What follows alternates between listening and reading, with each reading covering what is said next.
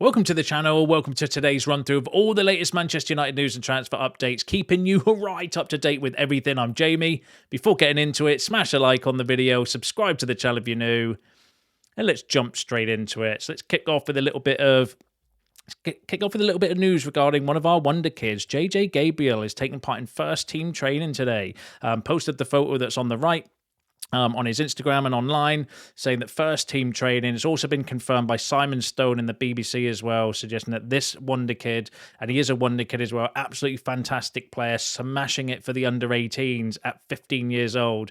Really special player, has taken part in first team training today. The reports are, the rumours are, that it was an 11v11. It has come out since, though, that apparently he can't make his Premier League debut this season because of the Premier League rules around his age or something. I'll dig a little bit deeper into that. That's just come out at the time I'm recording this video. But what an absolutely fantastic player, fantastic talent. Really got high hopes of JJ Gabriel. You know, he's one of these players that every club in the world has been looking at and is still looking at as well. I just hope that he sees, you know, everything we're doing for him in terms of, you know, integrating into the first team. There's rumours that Amorim's been, you know, studying his videos and stuff like that. And Jason Wilcox was key in keeping him at the club in the summer because there were rumours that he was going to be potentially going. They see him as the future face of the club as well. What an absolutely fantastic talent we've got on our hand in JJ Gabriel. Has been likened to Neymar and Lamine Yamal in this sort of style. He is a really special young player. So hopefully, you know, he can continue his development and his growth. And we can keep him at the club as well, more importantly. And by the looks of things there, you know, if he's training with the first team, I know that's a standard thing now as well, but to pick a 15-year-old to come in for first team training as well, it shows what he's all about, in my opinion. So yeah, congratulations to JJ Gabriel for that as well. One for the future, definitely one to keep an eye on. It's just that's the one, or not the one, but that's a critique I have as of Ruben Amorim at the moment, is that pathway.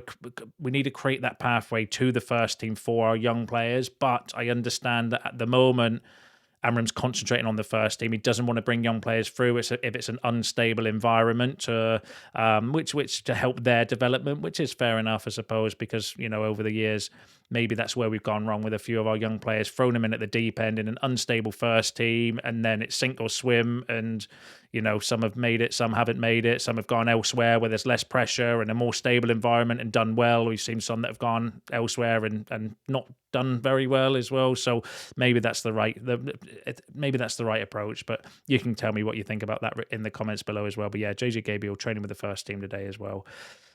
Let's go through the transfer news. So let's kick off firstly with this. So this is coming out from Alex Crook and Ben Jacobs, saying that Manchester United are open to adding 2 new midfielders in 2026. The shortlist is Carlos Baleba, Elliot Anderson, Adam Wharton, Conor Gallagher, Angelo Stiller, and Andre Santos. So that's an interesting name on there. I don't think many of those should come as a surprise to you if you followed the channel and subscribe, or even follow any Manchester United transfer news and rumours.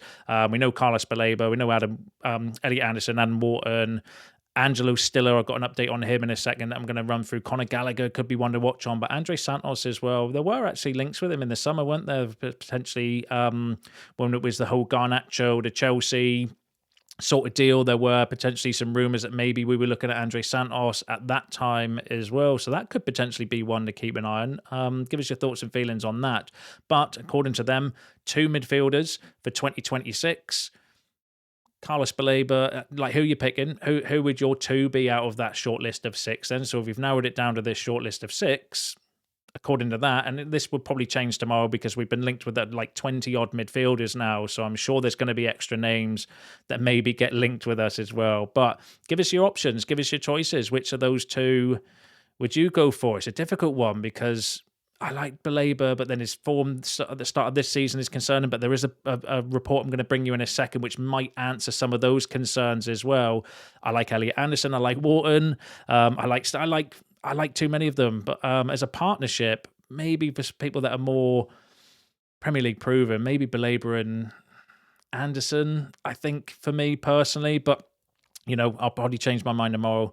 But give us your thoughts, give us your shouts in the comments. Which 2 of those 6 names would you like United to go for in 2026? Let me know in the comments below. Let's go through the reports because there have been a few reports on some of those players as well. So let's go through the Stiller news first. So Fabrizio Romano has come out with an update on Angelo Stiller because he's been the name over the last couple of days that's heavily featured, saying that Stuttgart midfielder Angelo Stiller is a player that Manchester United are monitoring before the January transfer window, according to Fabrizio Romano, despite false reports of a late move this summer. So speaking on his YouTube channel, Romano revealed that no talks have been held between United and Stuttgart just yet, but there is genuine interest held. So Romano said, "I'm always receiving many questions on Angelo Stiller. There was a report from Bild in the last few days on Manchester United tracking the player. Manchester United have always been following this player, and Angelo Stiller is really appreciated internally. Last summer, we had some stories about Manchester United going on a mission to Germany, negotiating to sign Stiller as a surprise for the final weeks. No, Manchester United never started any negotiations for Angelo Stiller in August last summer. That was never a possibility. It was always impossible. Stiller was always going to stay at Stuttgart in the summer transfer window, especially in August. There was no chance to change the story in the final days of the window. But Angelo Stiller still remains a player monitored by Manchester United. They are following him. They are closely monitoring his progress. Again, at the moment, there's no negotiations, no talk. So Fabrizio Romano confirming the interest in Angelo Stiller from Manchester United is genuine. That is a player that is on the list of potential targets, as well as, Wharton. But the probably the list that we've just mentioned there as well, I would suggest is fairly accurate, even though it's come from Alex Crick and Ben Jacobs. But I would suggest that that's probably a fair assessment of the situation. They would be 5 of the names anyway. Andros Santos is not one that we've been that linked with recently, but the other 5 definitely would be on my list of midfielders that we have been linked with as well. So Stiller on the list, apparently, according to Fabrizio Romano. Ben Jacobs, though, said, "I'm not expecting anything in January for Stiller and Manchester United, nor do I think that any talks of note have really started in the build-up to the winter window opening." So if we do go for Angelo Stiller as one of the 2 midfield options, then it's not going to be for January. And that's going to be the conundrum, isn't it? Like, who can we get in the January transfer window? Because a lot of the main names, Baleba, might be too expensive. We don't know, what Brighton's appetite is going to be to want to sell, and it's not going to be cheap for January. I would imagine Anderson wants to stay and get in the England squad. Adam Wharton potentially could be one, but again, what's Palace's appetite going to be to sell? Stiller, according to Ben Jacobs, no, not for January. I don't know the situation of Andros Santos at Chelsea, whether he's getting many minutes or anything like that. I know that there was a late move in the summer from the Saudi Pro League for him as well, and he turned down a lot of money by all accounts, what Chelsea did to keep him. So what was their appetite? And we always lose when it comes to transfers with Chelsea anyway. So there's that question mark. And then Conor Gallagher could be one to maybe keep an eye on for January, because we did make a late move for him in the summer transfer window.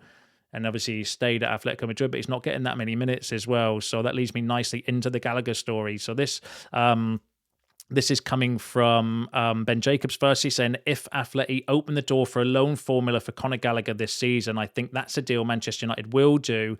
If they're to buy him, the price is in excess of £35 million, and it remains to be seen whether Manchester United choose to spend that money in January as well." So it could be maybe we look at Conor Gallagher on loan in January. I think it would have to include some sort of option or obligation to buy, because the question mark I have around loans and loan deal for players in January is Ineos refuse to do that. They don't want to do short-term solutions. I mean, they might do if we're in a position where maybe that midfielder or Conor Gallagher could be the difference between getting European football or not. Maybe they would do sanction like a short-term loan, but they want to go for their main targets and get them in. And if they can get them in earlier, then they will do. So if their main target is Conor Gallagher, maybe they would look to do that in January, and maybe there would be more of an appetite from Atletico to do that now, considering he's not getting minutes, and they can sell him, get some money in, and strengthen themselves at that particular time as well. So that would be an interesting shout. Conor Gallagher would maybe be more plausible for January than some of the others.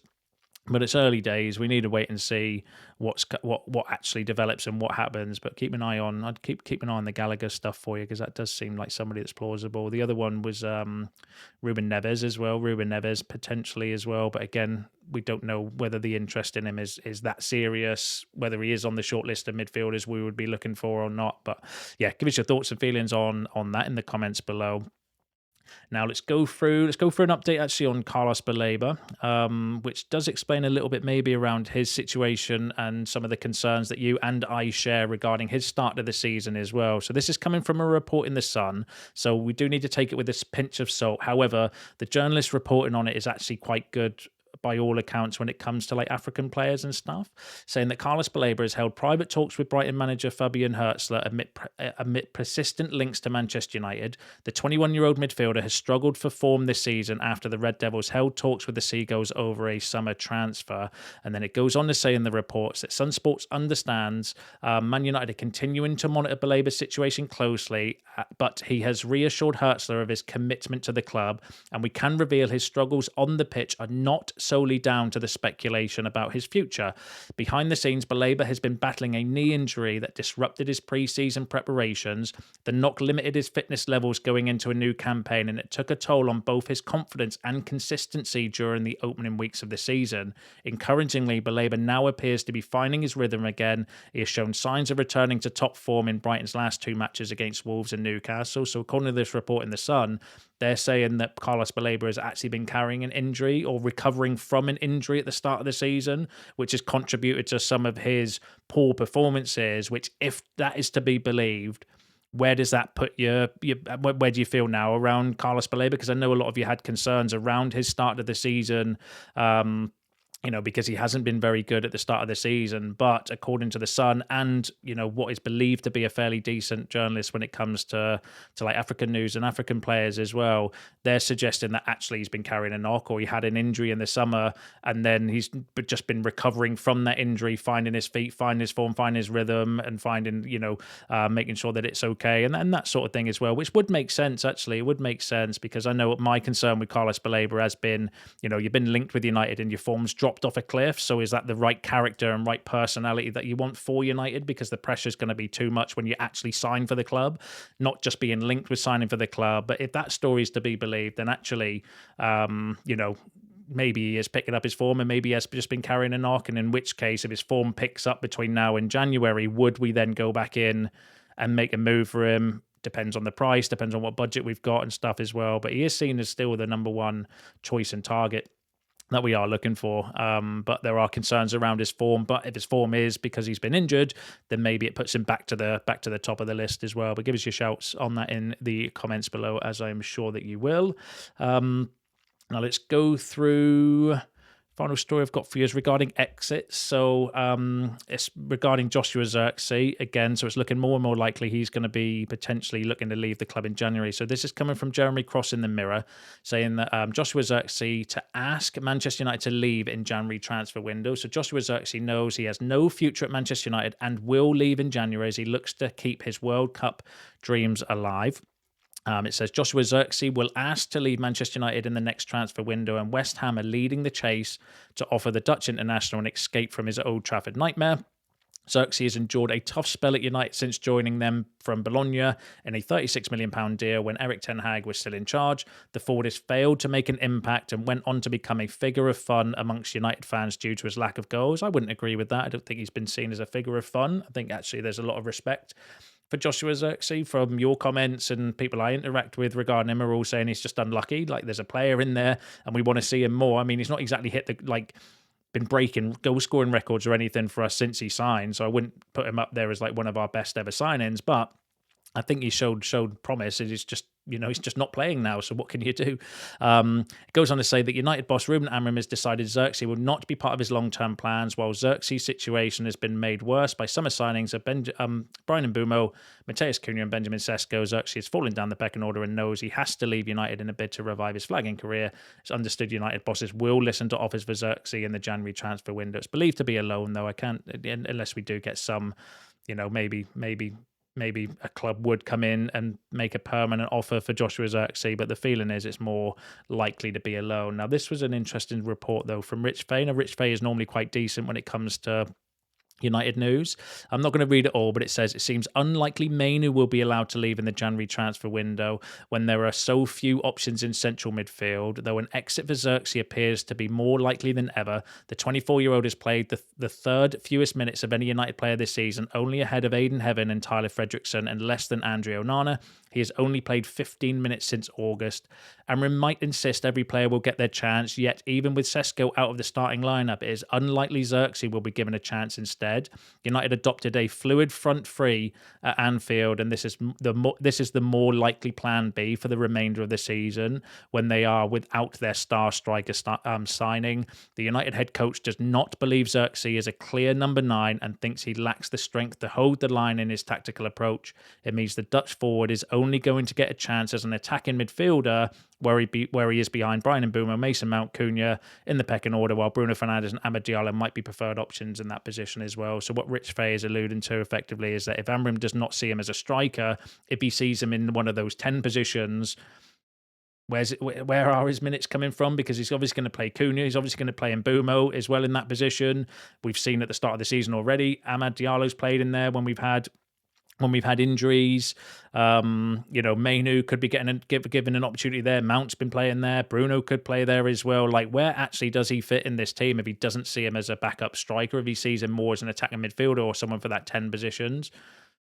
He's not, is he? He's not going to get any minutes. And then we've already seen this season, if Sesko is not available or he's being rotated or you don't want to play him, away at Anfield, you want to go for your more senior, experienced Premier League players like we saw at the weekend, which obviously worked in the end because, we won the game. Just an opportunity for me to throw that in there as well. But we've already seen it in games this season where he's gone with Cunha, Mount and Mbeumo as the front three or Cunha, Amad and Mbeumo up there as well for certain games. So yeah, it's one of these, isn't it, with Joshua Zirkzee? I think reading between the lines, I can see that potentially being viable for January, potentially on loan. That's the reports at the moment. Maybe West Ham on loan or back to Italy on loan, because we know there is interest from Italian clubs as well. I mean, maybe the Italian clubs will give us some money for him and we look to sell him permanently. Who knows? But give us your thoughts and feelings on that in the comments below. Give us your thoughts on all the other topics discussed in today's video, because that's you all up to date with the latest news and transfer updates. Don't forget to smash a like on the video on your way out. Subscribe to the channel if you're new. See you in the next one.